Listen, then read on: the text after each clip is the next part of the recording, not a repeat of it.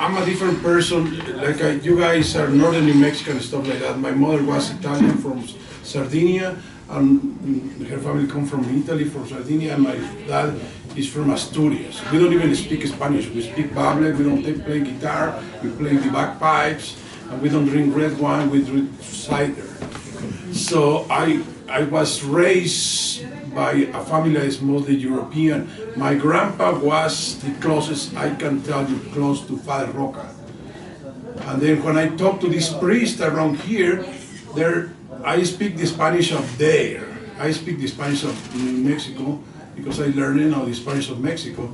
It's really interesting because in Mexico they hate people like us because we're European and we conquer. And now here in the United States, they ask me where I'm from. I was born in Mexico. I said, in Mexico, they hate us because we're Mexican. And I never tried to mingle or be part in a big, some people come over here and they try to see how they enter a group or stuff like that. I mean my own business and stuff like that. But I got to concentrate to talk to Father about Roca. Roca, one time, we were talking to another, one of the old priests in the escuela. ¿Cómo se llama el padre viejito? ¿Mandé? I don't know what priest you're El padre viejito de donde fueron los muchachos a la escuela, los muchachos de nosotros. Holy Cross. De Holy Cross. Cubels? El padre Cubels. The second time I came over here, I talked to Father Cubels that was from Spain, and he told me that Roca was here. So I talked to Roca, and he said, "What are you doing?" I said, "Well, I'm working for my doctoral degree, and we're trying to establish here, a little bit of business and stuff like that to see if we can enjoy what was the life in the 70s in New Mexico, which is a little different now. There are many traditions going and stuff like that." So he said, "I'd like to see the donkeys." So we have Catalonian donkeys. The Catalonian donkeys, the back is like this, the ears are up there, and he said, "I like to see those animals because his family used to use it."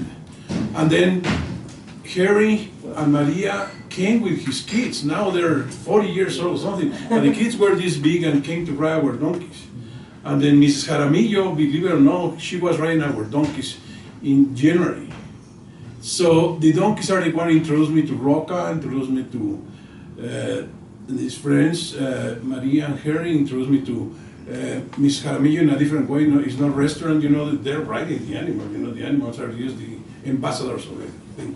With Roca was really interesting because I can speak Spanish from Spain, and we can have red wine, and we can talk about things that he was not able to talk to the regular people here, the Spanish people here. We're talking like Españoles.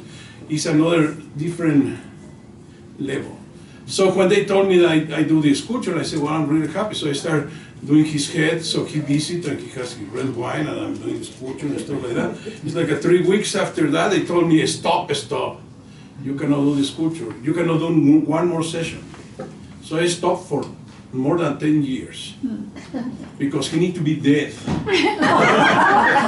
Church, okay? And there are some really church people. I believe in many things, I respect everything, but they stop.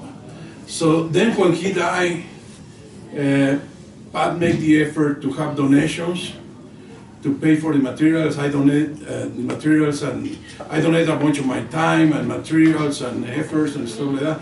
So we came to start doing the sculpture. And I say, well, what I do? And they say, well, you go to do the master. And the master is the original of the master. I've been a San Francisco example. So I need to do a roca, big roca. I don't bring the whole thing here because they will kill me. But the master is the original of the piece, the first piece you do in that. So the good thing is I took very few pictures and measurements, and the head was not complete, the detail was not complete. So when they tell me to start doing it, I start making an armature and skeleton, and start putting the whole thing together and start working on it. One of our sons is not here, but he helped me quite a bit to do that. So we complete the piece, which was my contract. The huge, horrible surprise was that we passed that master to Shedoni. And we went to deliver to Shedoni. And a friend of mine from Shedoni let us know that Shedoni was closing that day. And we or Pat give a check, but we agreed to do the check prefechado. I don't know how you say that in English. Post-dated. Post-dated because of some issues. I don't want to explain why, but they told me it's going bankrupt. They want to cash that $17,000 something of the check. But this is like that. Come and grab your original faster because this thing is going under. So I said, well, it's not a big problem. We went to recuperate the check and the sculpture was all boogered up and stuff like that. So I refixed it. Took me like 2 weeks to redo it again. And I said I sent it to one of the other foundries. But to my surprise, the Weston Foundry, the Crucible, Santa Fe Bronze, and all the ones already went all under. Oh, geez. So I was the only foundry that can do it. So now I have a huge problem. I need to do the mold, and I bring a mold to show.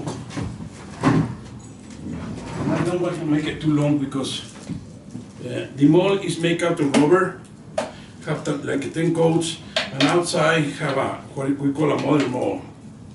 This is kind of interesting. I probably can open here, probably is heavy opening me. But to make a mold this size takes me like 2 weeks, and it's difficult. In the foundry, there are 8 professions. And I hate to say this, but I'm the only idiot that I know in the whole United States and more that do all these things, know how to do these things. Let's open this thing. So you can see the piece. Let me just try to move around, you can see. These came from these.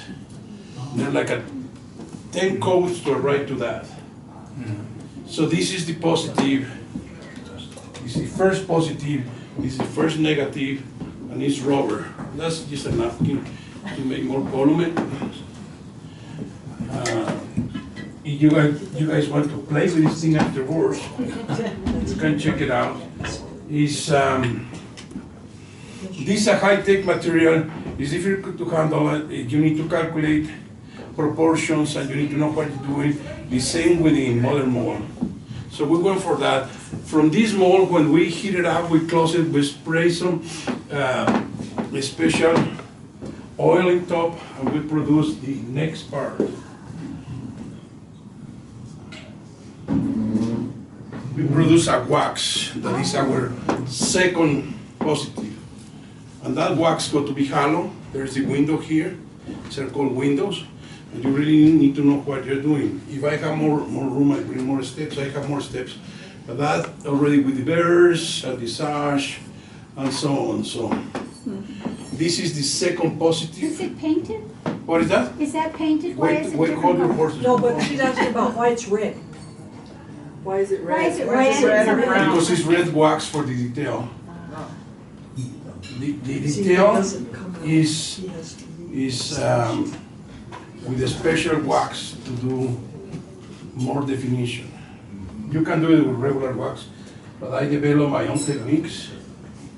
It's hard to explain, but so from that wax we produce a second negative.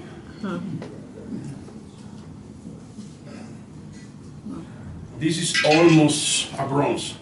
From that wax, we dunk the wax with a base. This is the base, I don't bring it here. And this is a bar, but this is the San Francisco. You can see it, and that's the window in the back. And I have the window here.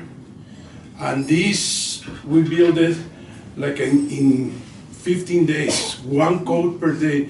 We start with really fine material, super fine, is finer than talco, and we to go really heavy material. So this is produce our negative, second negative. So we have a negative here, and we have a negative here. But you So this is explain that you gel. have to melt the wax out. Yeah, That's what I'm going over there. These wax got to be inside here. And then we cut the bottom, we heat it up around 2000 degrees, and the wax go out. So we end up with a vessel. So this is empty, it's a negative empty space. And that's what happened. If you are not good in math, in equations, and chemistry, the negative past the positive, don't even do this, because instead of producing a piece, when you produce a vessel, when you pour your bronze in, you produce a bomb and explode on you. So this thing is not to play, because when we pour the bronze inside of this thing, got to be 2,300, 2,500 degrees. And you don't burn, your shoes will explode. And I put this one here, so we have little review.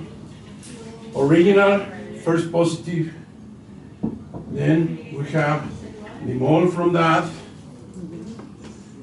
help us to produce, thank you, help us to produce the second positive, and from the second positive we produce the second negative, which emptied the wax out, lost wax process, and went up with a vessel that we put it upside down. We're going to pour the bronze in, and the bronze goes in. This got to be a contraction cap. Here, this got to be bent. This is a really valuable thing. Once you're right to this point, means that you put already 3 months of stuff. Guys need to think that this is roca. It's not little like that, it's big like that. And my little founder need to do the thing. Next step, we pour the bronze inside of that. And then we obtain the final piece. This is a San Francisco in bronze. It's finished, patina and everything. So when comes, have a base here, and the window got to be open, so I need to weld it together and put together. So we go from the first positive in the lumber, second positive in the wax, to third positive. You need to do the piece 3 times. Imagine to do that in roca. That was a labor of work with limited resources, because I do this type of size to that, but to do that big one, it was something. So I got to wait for questions, comments, whatever you guys pick. So you did all the foundry work on Father Roca in your own foundry? Most of them. That big? Yeah. Wow. Patina, molds, etc., etc. That's amazing. And it's my family. My kids pouring in and everything. So that's the important thing. When Shedoni was in torrential rain and the things were flying bad there, and I was like, these guys don't have anything to.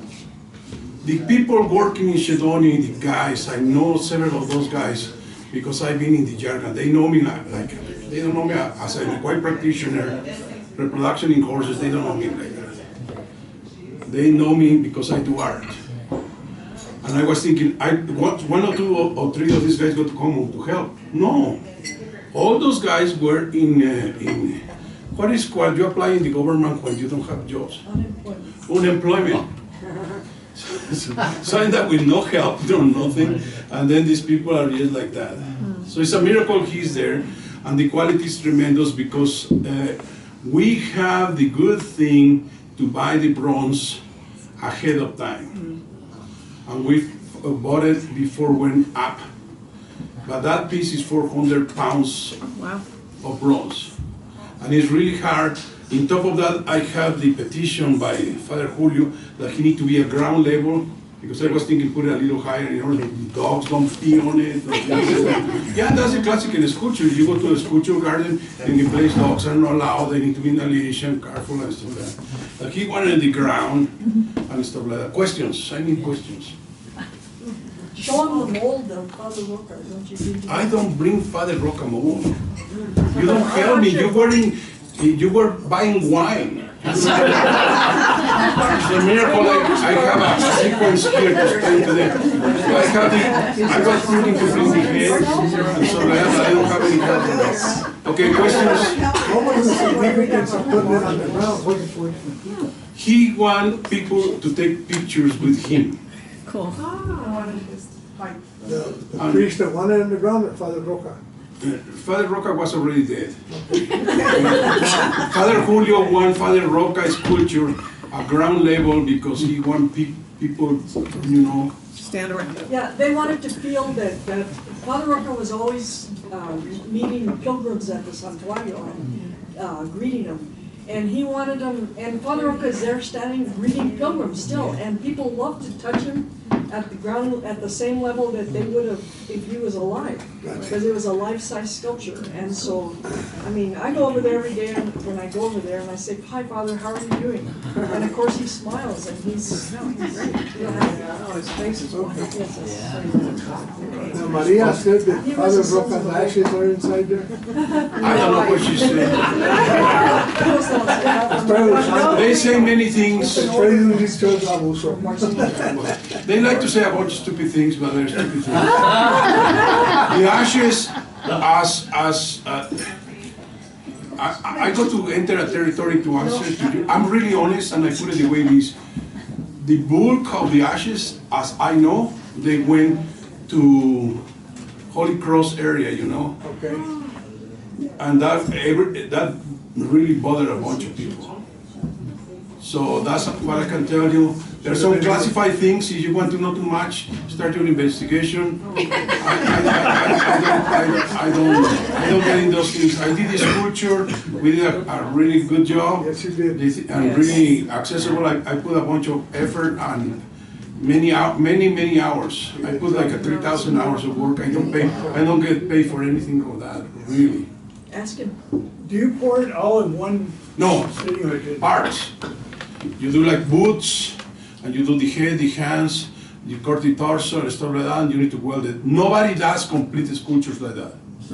In the antiquity, to answer to you, they try to do that because they don't have welding ways to put it together. But any sculpture that is like this, nothing can be solid, first of all. Well, Anything like, thicker than your finger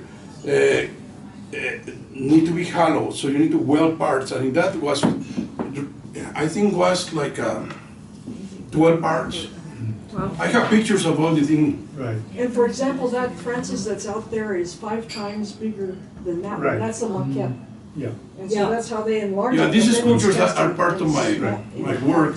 There are grasshopper there. It's in really good museums, really good collections because it's an edition.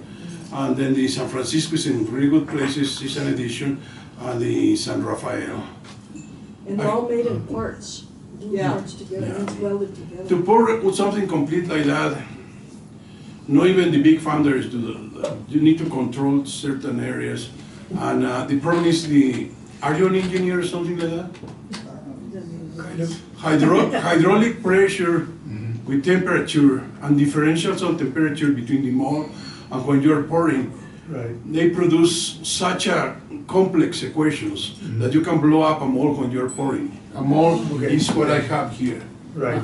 So you're limited in that. You need to know what you're doing. Pat hate that I tell people that I have an engineering degree, but I have an engineering degree, but that's another thing. She hate that I say that. Marco, how long do you keep those molds? These molds don't last for too long. Every time you pour wax, it's hot. And normally the life of a mold is like 3 years, and you have addition of, let's say, it's an addition of 45, this is a new piece. And if the mold lasts in good condition for, let's say, 5-6 years, it's good. I developed a technique, it's a proprietary technique, that they can last longer. So how many pieces do you get out of the mold? You can have the edition, for example, the edition got to be, in this case, 45. And sometimes after like half of the edition, the mold start limping. So you probably get like that. If in certain condition, somebody got to order everything, like you say, no, this is, you have a big company, you know, CEO, whatever you want, and you want like 25 pieces of this, a mold can do it because I got to produce it, boom, boom, boom, boom. But the mold, time affect the mold, oxidation affect the mold. The shell get affected every time because you're putting wax at 200 degrees all the time. You're putting mold release and stuff like that. But to answer your question direct, I will say a mold that lasts for like around 30 something to 40 is a good mold. And there- How long did it take you to do Father Roca? See, I went real fast. The original head took me like a month or something, and they stopped me. And then once they let me know that I can do it, I start asking for materials. It took like 4 months, 4 weeks to get materials, and I think I produced the piece in five months. But I work hard. For me, in my life, they think I'm crazy because I do like 4 different things at a time. What I do is I work 7 days a week. For me, there are no Mondays or Tuesdays or Wednesdays or Sundays or Christmas or anything like that. And I work normally 14 hours a day, and I don't waste my time. So that's part of the reason I work in the night, because if you're working the day, you have visitors, and then blah, blah, blah, and then that takes 2 or 3 hours of your time, and screw your head, because you are thinking in something, and they just mingle with people, screw you. It's like a surgeon, a surgeon. Well, I did a bunch of surgery in animals, but you need to concentrate in what you're doing, otherwise. So my time was like 5 months super concentrated in what I do. If I was just a person working like 8 hours a day, it would take me over a year or something. But they want it fast. People don't have an idea what's involved. It's like, make me another enchilada, And it's not that easy, and there are not too many people who can do it.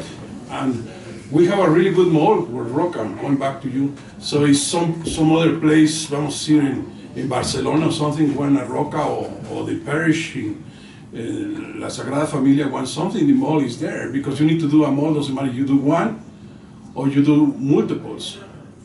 So the mold is there. Do you sell your product by the hours that you put in, or what?